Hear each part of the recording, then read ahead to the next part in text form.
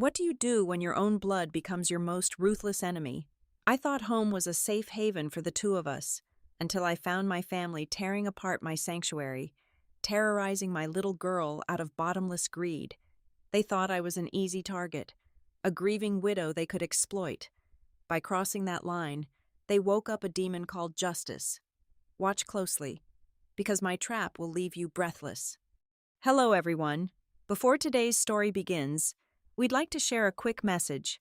YouTube recently removed our monetization, cutting off our income.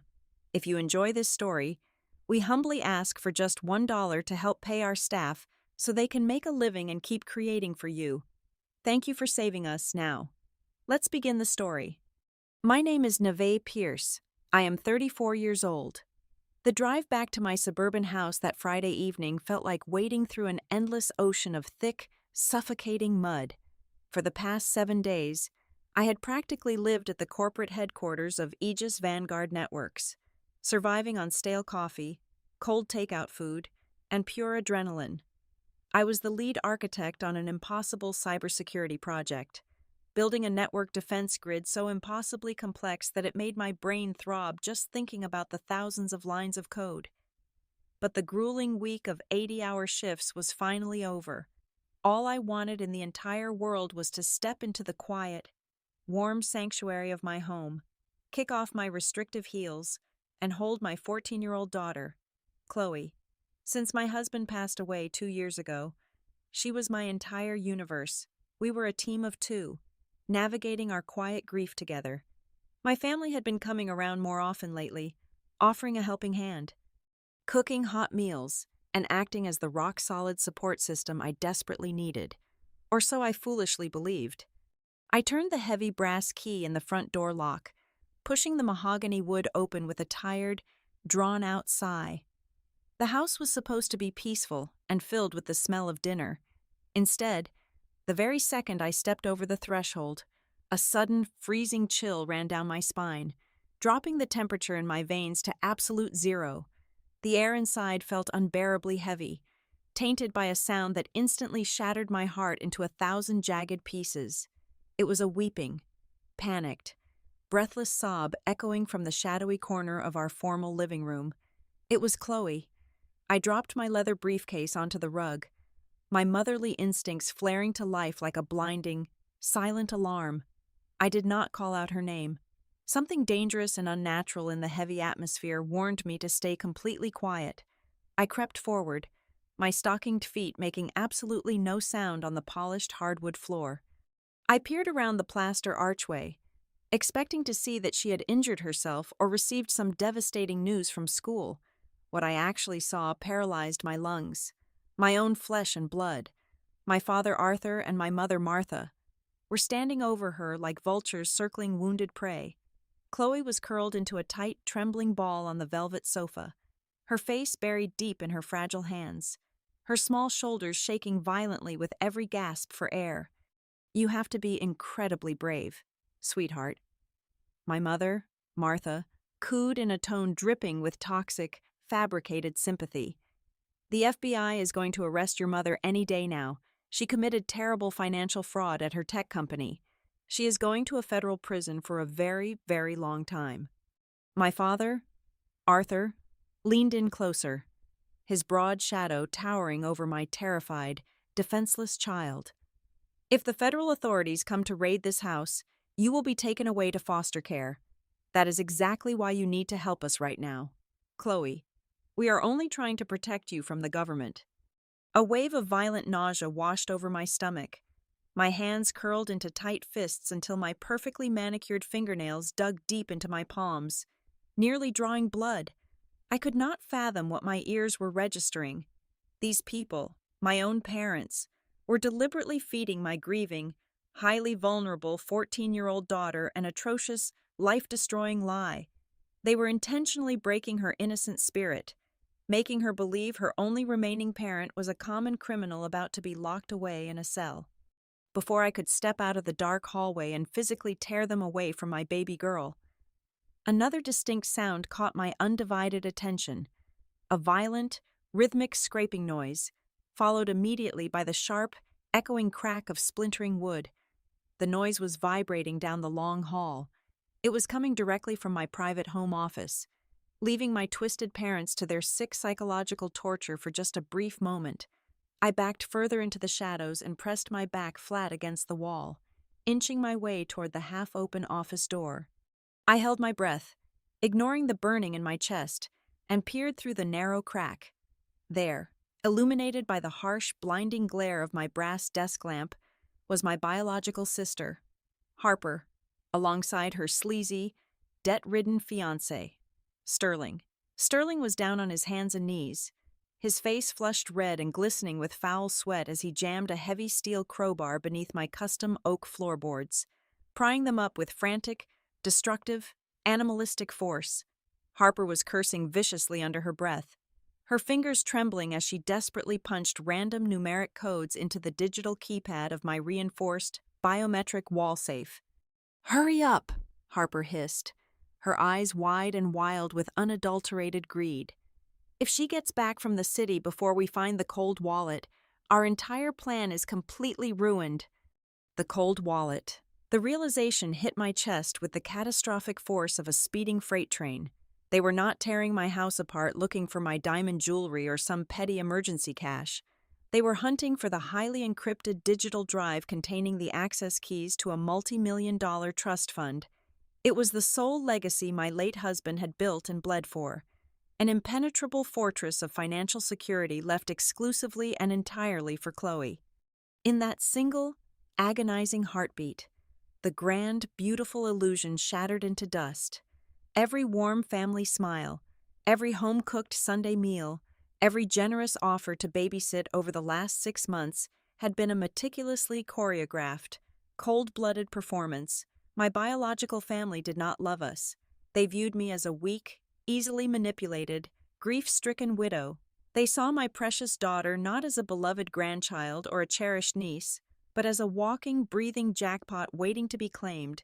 They were literally tearing my sacred sanctuary apart from the inside out to rob a fatherless child of her entire future. They thought I would crumble in despair. They had no idea what kind of monster they had just awakened. Any normal person would have kicked the door open. Any normal mother would have screamed until her vocal cords shredded, violently dragging those intruders out of her home by their hair. But I did not scream. I did not move a single muscle. The blinding, white-hot rage that initially surged through my veins rapidly crystallized into something entirely different. It turned into ice. The weeping, terrified widow vanished into the shadows of the hallway, and the lead security architect took absolute control. I was no longer a victim standing in my violated home.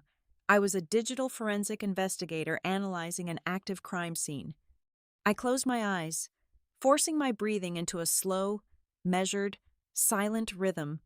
Inhale for 4 seconds, hold for 4 seconds, exhale for 4 seconds. When I opened my eyes, my vision was deadly sharp. I slid my hand into my blazer pocket and retrieved my smartphone.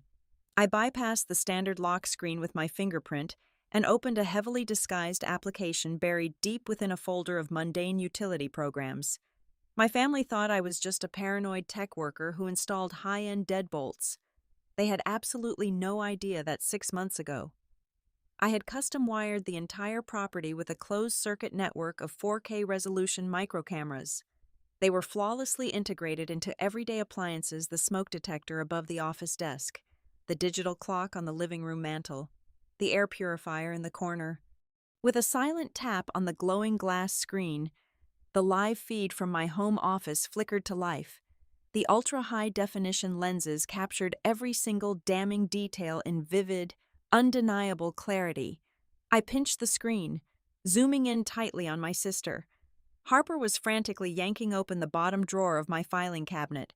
Her manicured fingers flipped through hanging folders until she found exactly what she was looking for. "I found her federal tax returns from the last 3 years," Harper whispered sharply, her voice perfectly picked up by the ultra-sensitive, noise-canceling microphone hidden in the ceiling fixture. She aggressively shoved the thick stacks of financial documents into her oversized designer leather tote bag. "If the physical drive is not in the floor, we need these to bypass the secondary verification."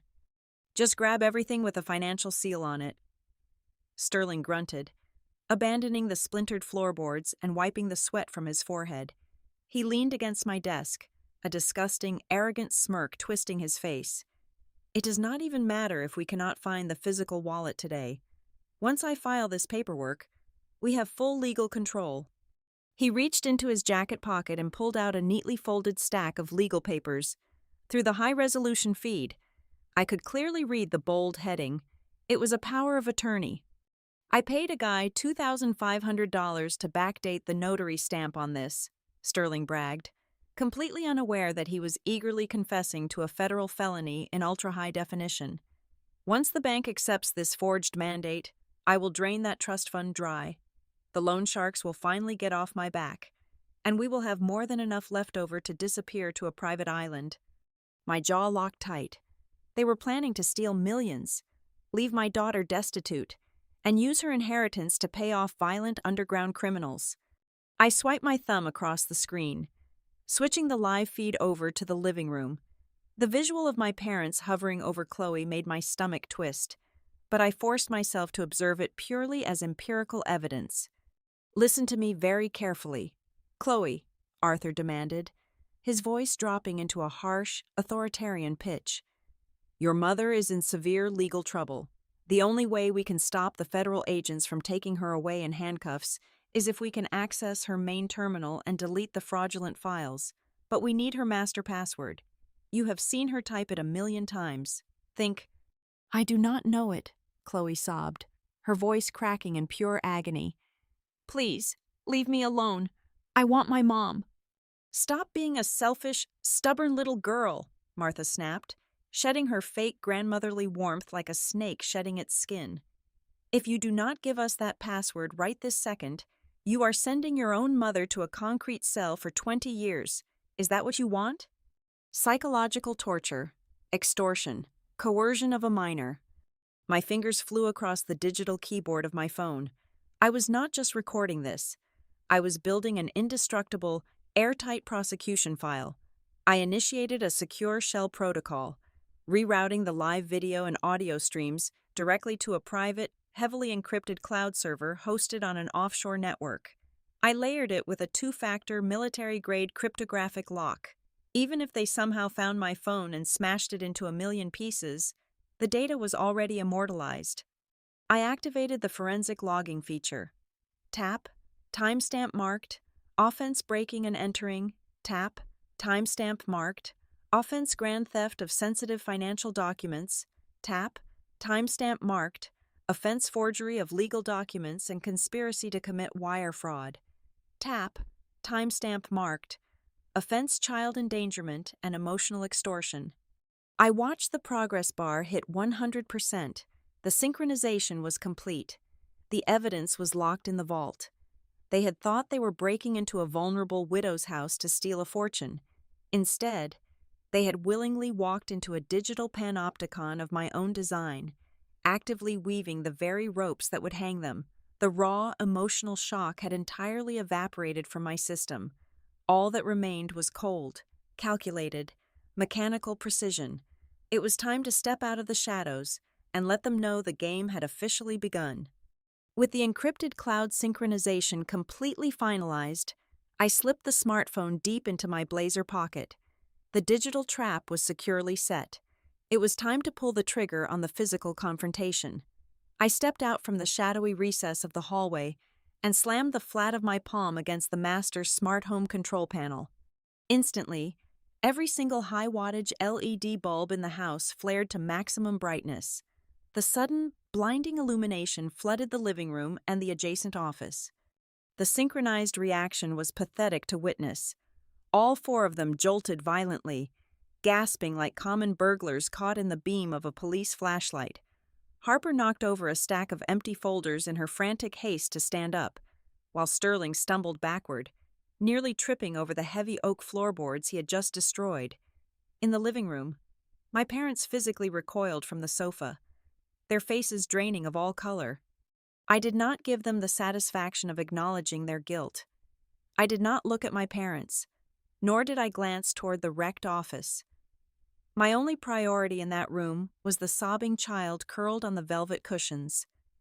I crossed the hardwood floor with rapid, purposeful strides. Dropping to my knees right beside the sofa, I wrapped my arms fiercely around Chloe, pulling her small, shaking frame tightly against my chest. "Mommy is here," I whispered firmly, smoothing her tangled hair away from her damp forehead. "Look right at me. Chloe, I am right here. I am not going anywhere, and absolutely no one is taking me away. Every single word they just told you is absolute garbage. It is all a lie." Chloe buried her tear-streaked face into my shoulder, her small hands gripping the fabric of my jacket as if I were the last life raft on Earth, holding her safely. I finally stood up and turned my freezing gaze toward the intruders. Harper was nervously shuffling her feet, desperately trying to slide her oversized designer leather bag behind her back. Sterling stepped out of the office, his face slick with nervous sweat, waving his hands in a pathetic gesture of innocence.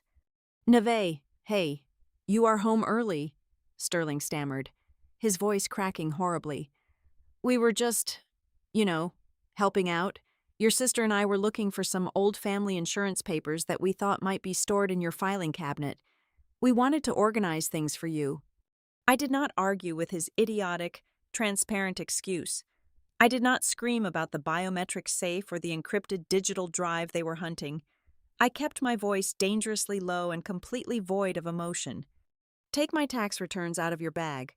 Harper, put them on the glass coffee table, right now." Harper froze, her mouth dropping open in sheer panic. That was when my father decided to intervene, puffing up his chest to project the toxic patriarchal authority he had used to control our household for decades. Arthur marched toward me, his face flushing with arrogant rage, waving the forged legal document in his clenched fist. "Do not speak to your sister that way," Arthur bellowed, pointing a thick finger at my face. "You have no idea what is going on. Sterling is in serious trouble with very dangerous people. His life is literally on the line. You have more than enough resources sitting idle. You have a family responsibility to make a sacrifice here. Sign this mandate right now so we can liquidate the necessary funds and save his life." I stared at the man who gave me life, feeling nothing but profound disgust. He was perfectly willing to bankrupt his granddaughter to save a criminal. I reached into my pocket, retrieved my phone, and deliberately tapped 3 numbers on the screen. 911. I held my thumb hovering directly over the green call button, making sure every single one of them could clearly see the emergency dialing screen. "You have exactly 30 seconds to get out of my house," I stated, my tone as sharp and uncompromising as a steel blade. "If there is a single person remaining inside these walls when I reach 0, the police will be arresting you for felony breaking and entering." Sterling took one terrified look at the glowing screen and practically sprinted for the front door. Harper tossed her leather bag onto the armchair, the stolen tax documents spilling onto the floor, and rushed out right behind him. Martha scurried after them without uttering a single apology. Arthur lingered by the threshold, his face twisted in venomous hatred. "You are completely unhinged," he spat bitterly. "You are mentally unstable. Neva, I am calling my attorney tomorrow morning. I am taking you to family court, and I will win full permanent custody of Chloe. You are not fit to be a mother." With that final vile threat, he slammed the heavy brass door shut. The instant the heavy brass door clicked shut, I dropped the deadbolt and immediately initialized the secondary biometric lockdown protocol. Every window and exterior door in the house was sealed magnetically, but steel and code were not enough to protect my daughter's peace of mind. Within 30 minutes, I packed a single suitcase and drove Chloe out of the suburbs. I relocated us to a high-security corporate apartment downtown. Registered under a fictitious corporate entity, no one in my bloodline would ever find her there. Early the next morning, leaving Chloe safely asleep under the watchful eye of a trusted private security contractor, I walked into the sleek, glass-paneled corner office of Julian Vance. Julian was a ruthless, top-tier attorney who had spent 15 years as a federal prosecutor dismantling white-collar financial crime syndicates. He was a predator in a bespoke suit, and he was exactly the weapon I needed. I placed my encrypted tablet on his expansive mahogany desk and played the high-definition footage from the night before. I watched his sharp eyes track every movement, every spoken confession, and every detail of the legal mandate Sterling had proudly displayed. Julian paused the video right on the freeze frame of the forged document and zoomed in on the official seal. A slow, dangerous smile crept across his face. "Sterling is incredibly stupid," Julian murmured, tapping his expensive pen against the tablet screen. "Look at the notary stamp on this paper. He used a guy named Robert Vance, no relation to me, obviously. The problem for Sterling is that Robert lost his legal license completely over 2 years ago for processing fraudulent titles. This paper is not just useless. Submitting it to a financial institution is an automatic federal felony. It carries a minimum sentence of 10 years in a federal penitentiary." "I have something even better," I replied, my voice completely devoid of warmth. I swiped the tablet screen to a newly decrypted folder. "Last night, while Chloe was sleeping, I ran a trace on the network logs from my home router. Sterling has connected his personal smartphone and laptop to my wireless network dozens of times over the past 6 months. He never bothered to mask his device identifiers. I used those digital footprints to reverse engineer a backdoor into his personal email server. It took me less than 2 hours to bypass his pathetic password security.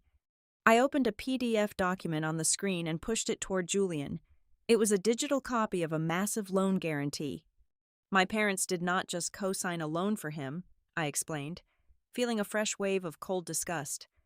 They secretly mortgaged their entire estate. The house they have lived in for 35 years is completely leveraged to back a massive debt for Sterling.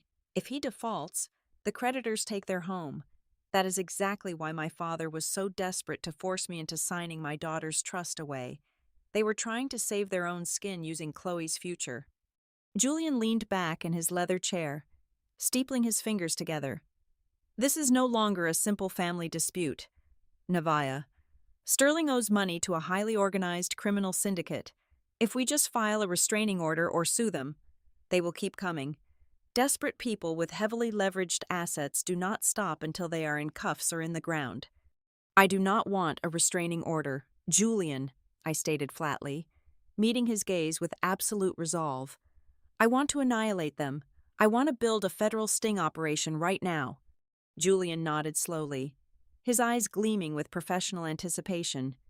Together, we crafted the perfect psychological trap. We needed to lure the entire group into a single, enclosed location and catch them in the act of executing the financial transfer. I opened my email client and drafted a message to my sister. "Harper." I deliberately used fragmented sentences and frantic punctuation to make myself sound utterly defeated and emotionally broken. I wrote that I could not fight them anymore, that my father's threat to take my daughter away had completely destroyed my will to resist. I agreed to hand over the physical cold wallet and the biometric passwords, but I added one strict, non-negotiable condition. I wrote that I needed absolute proof the criminal debt would be wiped out so that they would never bother my daughter again. I demanded that Sterling bring his underground investment partner to the handover meeting, so I could witness the physical transfer of the funds clearing his name. It was the ultimate bait. The demand for the partner was not about reassurance. It was a calculated, fatal chess move designed to drag the hidden money laundering syndicate out of the shadows. I hit send, knowing they were far too greedy and arrogant to see the invisible noose I had just slipped around their necks. They swallowed the bait whole, without a single moment of hesitation. It took exactly 14 minutes for my inbox to ping with a reply from Harper. It was a single, venomous sentence, dripping with gloating triumph. She told me it was about time I stopped acting absolutely crazy and finally did what was best for our family. Over the next 48 hours, their collective arrogance swelled to catastrophic proportions. They honestly, truly believed that my father's empty threat of dragging me through family court had completely shattered my mental fortitude. They felt utterly invincible. My smartphone buzzed relentlessly, vibrating across my marble kitchen counter day and night with their incessant demands. Sterling sent dozens of messages explicitly outlining how fast I needed to transfer the digital assets the exact moment we met. Harper sent highly aggressive texts warning me not to try any foolish tricks, or she would personally call Child Protective Services and testify that I was an unfit, delusional mother. Julian and I sat in his secure office, drinking cups of black coffee, meticulously logging every single character of their communications. Each text message, each veiled threat, was another solid nail in their legal coffin. It was undeniable, heavily documented proof of criminal extortion, coercion, and severe harassment. We agreed to hold the final handover on a Tuesday morning at exactly 10 o'clock. The location was a high-end, glass-enclosed VIP conference room situated on the 45th floor of a premier financial skyscraper right in the heart of the central business district. It was a sterile, imposing space specifically designed to intimidate and project immense power. The heavy, polished mahogany table, the sweeping panoramic views of the sprawling city skyline, and the oppressive silence of the perfectly soundproofed walls created an atmosphere of absolute corporate dominance. This was exactly the kind of luxurious environment where a weak, insecure man like Sterling would feel like an untouchable king. I arrived precisely on time. Through the thick, tinted glass walls of the conference room, I observed my adversaries before I even touched the heavy door handle. They were already seated, waiting eagerly like royalty expecting their massive tribute. My parents, Arthur and Martha, had dressed as if they were attending an exclusive, high-society gala. My mother wore a perfectly tailored pastel suit, adorned with her most expensive pearl necklace, while my father sported a sharp navy blazer and a freshly polished heavy gold watch. Yet, despite their refined, upper-class clothing, their faces betrayed a ravenous, sickening level of greed. They were incredibly jittery, leaning far forward in their plush leather chairs, their unblinking gazes glued to the entrance. When I finally pushed the heavy glass door open, the silence in the large room became incredibly thick and suffocating. I played my part to absolute, flawless perfection. I had deliberately skipped sleeping the entire night before, allowing dark, heavy bags to form naturally under my eyes. I wore a plain, oversized gray wool sweater that made my frame look frail and utterly defeated. My shoulders were slumped forward, my posture radiating complete exhaustion and broken submission. In my hands, I tightly clutched a small, reinforced black leather briefcase, holding it defensively against my chest as if it were a physical shield. Inside that case was a heavily encrypted, solid-state hard drive. It looked exactly like a high-tier digital cold wallet. In reality, it was a completely useless piece of cheap metal loaded with randomized, corrupted junk data. "Well, you finally decided to use your brain," Arthur scoffed loudly, not even bothering to stand up or offer a basic human greeting. He adjusted his silk tie, giving me a long look of profound, paternal disappointment. "Sit down. Nevaeh, let us get this over with quietly. You just need to be obedient. Sign the digital transfer mandates without causing a scene, and we can all move on with our lives. Do this to maintain our family dignity." I kept my head down, letting my long hair fall forward over my face to hide the absolute, burning disgust in my eyes. Family dignity. The hypocrisy was physically nauseating. I walked over slowly and took a seat at the far end of the long mahogany table. I purposefully allowed my hands to tremble, making the hard leather of the briefcase shake visibly against the smooth wood. Sterling leaned far back in his chair, lacing his fingers behind his head. He was practically vibrating with toxic, unearned triumph. "I told you we would handle this like adults, Nevaeh. No police, no unnecessary drama, just doing what is financially right for the people who love you."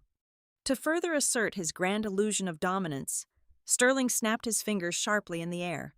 The side door of the conference room clicked open, and a tall, broad-shouldered man wearing a pristine, tailored black suit stepped inside. His face was entirely devoid of emotion, his eyes completely unreadable behind a pair of dark, wire-rimmed glasses. He carried a heavy, specialized digital scanning tablet under his arm. "This is my private banking representative," Sterling announced proudly. waving his hand toward the silent, imposing man. He handles high-volume offshore cryptocurrency transfers for elite clients. He is here to facilitate the transaction directly to my investment partners. You simply plug your little drive into his terminal, input your biometric thumbprint password, and my debt is permanently erased. You get to keep your daughter, and everyone walks away a winner. Harper leaned far over the table. Her eyes locked greedily onto the black briefcase I was still holding. Put it on the table right now. Nevaeh, stop stalling and open the lock. I slowly, hesitantly, lowered the leather briefcase onto the polished mahogany surface. I let my fingers linger delicately on the brass latches, playing the role of the terrified, cornered victim taking her final, desperate breath of freedom. What my incredibly greedy, short-sighted family did not know, what their arrogant minds could not possibly comprehend, was the true hidden nature of that briefcase. Concealed flawlessly within the reinforced stitching of the leather handle was a military-grade, microscopic audio and video transmitter. It was fully active. It was broadcasting every single spoken word, every boastful confession, and every single threat on a highly secure, encrypted federal frequency. Directly on the other side of that soundproofed wall, in the adjoining corporate suite, my lawyer Julian was not sitting alone. He was standing silently alongside a heavily armed, fully briefed tactical unit of federal financial crime investigators and FBI special agents. They were listening to everything in crystal clear, high-definition audio. The lethal trap was securely locked. The arrogant predators were happily sitting inside the steel cage, aggressively demanding that I close the door on them. Sterling aggressively shoved a thick, glossy pen and the forged legal mandate across the polished surface of the table. It slid until it hit the edge of my black leather briefcase. He leaned forward, resting his elbows firmly on the mahogany. A disgusting grin plastered across his face. Sign on the dotted line, Nevaeh. And just so we are completely clear on how airtight this is, do not even think about contesting it later. I already paid a guy $2,500 in untraceable cash to backdate that official seal. The notary lost his license 2 years ago. But the state system still recognizes the physical stamp if you know exactly which clerks to bribe at the county office. It is a flawless system. Once your signature is on that paper, the legal transfer is absolute. Harper laughed, a high, grating sound that echoed harshly in the soundproof room. She crossed her arms, looking down at me with pure, unadulterated contempt. Honestly, you should be thanking us. You are far too weak to manage that kind of wealth. You saw how easily you crumbled. Making Chloe cry the other night was not personal. By the way, it was just a necessary stress test. We had to see how much pressure you could handle before you broke. Clearly, the answer was 0. You are a pathetic mother, relying on a dead man's money to protect a child you cannot even defend yourself. Every single word they spoke was feeding directly into the hidden microphone, transmitting to the heavily armed federal agents waiting mere inches away. Sterling rubbed his hands together greedily and reached out, his fingertips finally making contact with the cold brass latches of my briefcase. "All right, enough emotional therapy," he demanded, his eyes wide with feverish anticipation. "Give me the biometric password right now so my associate here can initiate the offshore transfer." That was the exact moment the performance officially ended. I stopped trembling. The fake tears that had been welling in my eyes evaporated instantly. I slowly lifted my head, letting my hair fall back over my shoulders, and looked Sterling dead in the eyes. I did not look defeated. I looked like a predator that had just locked the cage door from the outside. I picked up the glossy pen he had pushed toward me, twirled it once between my fingers, and tossed it violently. It clattered loudly against the expensive wood, spinning away from the documents. A freezing, razor-sharp smile stretched across my face. "I am not signing a single thing," I stated, my voice echoing with terrifying, absolute authority. "And you are not getting a single dime." Sterling blinked, his arrogant smirk faltering for a fraction of a second. "What did you just say?" Before he could even process my rebellion, the grand finale erupted. The heavy, reinforced glass doors of the VIP conference room did not just open, they were violently kicked apart with bone-shattering force. The deafening crash made my parents scream in sheer terror. Into the sterile room poured a tactical nightmare. My attorney, Julian, strode in first, his face set in a victorious scowl. Right behind him was a heavily armed unit of federal agents and financial crime investigators, wearing dark tactical gear with the bold, yellow letters identifying them as federal officers emblazoned across their tactical vests. Their weapons were drawn, their tactical flashlights blindingly bright as they immediately swarmed the space. "Nobody move a single muscle," the lead tactical agent roared, his voice shaking the very foundation of the room. "Keep your hands flat on the table where we can see them." Sterling shot up from his chair, his face instantly draining of all blood, turning the color of wet ash. He frantically turned toward the silent, stoic man in the black suit, the man he had brought to facilitate the illegal money laundering. "Hey, do something, grab the drive," Sterling shrieked, sheer panic tearing his voice apart. The ultimate, crushing twist materialized. The man in the black suit did not grab the briefcase. Instead, he calmly reached inside his tailored jacket. He did not pull out a weapon or a digital scanner. He pulled out a gold federal shield, letting it hang prominently from a chain around his neck. "Special Agent Thomas Vance, Federal Bureau of Investigation, Organized Crime Division," the man announced, his voice completely devoid of the subservient tone he had worn moments ago. He stared directly into Sterling's terrified, bulging eyes. "We have been tracking your illegal syndicate for over 18 months.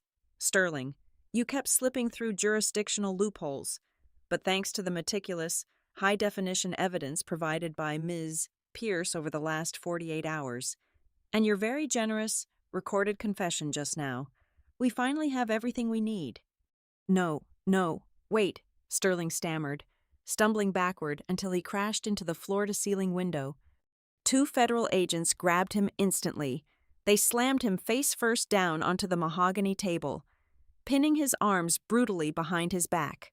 The sharp, metallic click of heavy steel handcuffs ratcheting tightly around his wrists was the most beautiful symphony I had ever heard. An agent leaned down, reading him his rights, explicitly listing the devastating federal charges: wire fraud, criminal conspiracy, aggravated identity theft, and extortion. Each charge carried decades in a federal penitentiary. Across the room, my sister Harper collapsed entirely. Her knees buckled, and she fell hard onto the carpet, shrieking hysterically. "I did not do anything. It was all him. I just wanted the money," she sobbed wildly, crawling away as an investigator grabbed her by the shoulder. They hauled her upright, slapping a pair of handcuffs onto her wrists as well. She was placed under immediate arrest for conspiracy to commit grand theft and being a willing accessory to federal extortion. Her designer outfit was rumpled, her makeup smeared down her face in ugly dark streaks. But the absolute destruction of my family was not yet complete. Arthur and Martha remained frozen in their plush chairs, their mouths hanging open in stunned, silent horror. My father raised his shaking hands, trying to project a semblance of innocent confusion. "Officers, there is a massive misunderstanding," Arthur pleaded, his voice weak and trembling. "We are innocent bystanders. We are highly respected citizens. We had absolutely no knowledge of these criminal activities." Julian stepped forward, pulling a crisp, white legal folder from his leather briefcase. He tossed it onto the table directly in front of my parents. "Save it for the judge. Arthur," Julian said coldly, "the Financial Crimes Division ran a complete forensic sweep on your assets this morning. The federal government has officially seized the collateral you foolishly leveraged to secure Sterling's illegal loans, because those loans were tied directly to money laundering. Your asset guarantees have been permanently frozen." Martha gasped violently, clutching her expensive pearl necklace as if she were suffocating. "Our assets? What are you talking about?" "I am talking about your house," I said, finally standing up from my chair and towering over them. "Your sprawling estate, your retirement funds, everything you secretly mortgaged to protect this criminal is gone. The bank initiated the foreclosure protocols exactly 1 hour ago. You are completely bankrupt. You literally traded your home to steal from your own grandchild, and now you have absolutely nothing left. The reality of their catastrophic ruin hit them like a physical blow. The wealthy, arrogant facade completely disintegrated. My mother slid out of her chair and dropped to her hands and knees on the carpet. She began to weep, loud, ugly, desperate wails. My father, the man who had threatened to steal my child away, was visibly shaking, tears streaming down his wrinkled face. "Neve, please," my father begged, reaching a trembling hand out toward my shoes. "Please, you have to stop this. We are your family. We are your blood. We have nowhere to go. Please forgive us."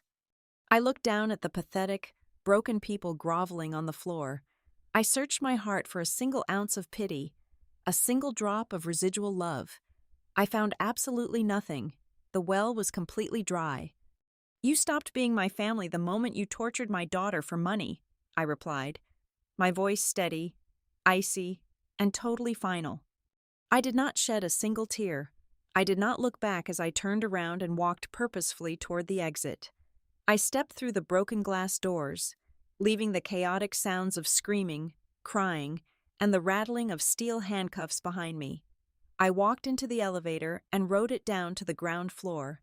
As I stepped out into the bright, warm sunlight of the city street, a profound, undeniable sense of absolute freedom washed over my entire soul. The toxic anchors of my past had been severed forever. I unlocked my car, started the engine, and drove away to pick up Chloe. We were finally safe, and we would never have to look over our shoulders ever again. Thank you so much for listening to today's story. We hope you enjoyed it. As an ad-free channel, your support is what keeps us alive. Please support Maya Revenge Stories with just $1 via the QR code on the screen, or click the link in the description box or pinned comment. Also, we'd love to connect with you. Please leave a comment telling us which city or state you're listening from. Thank you for standing with us, and see you in the next stories.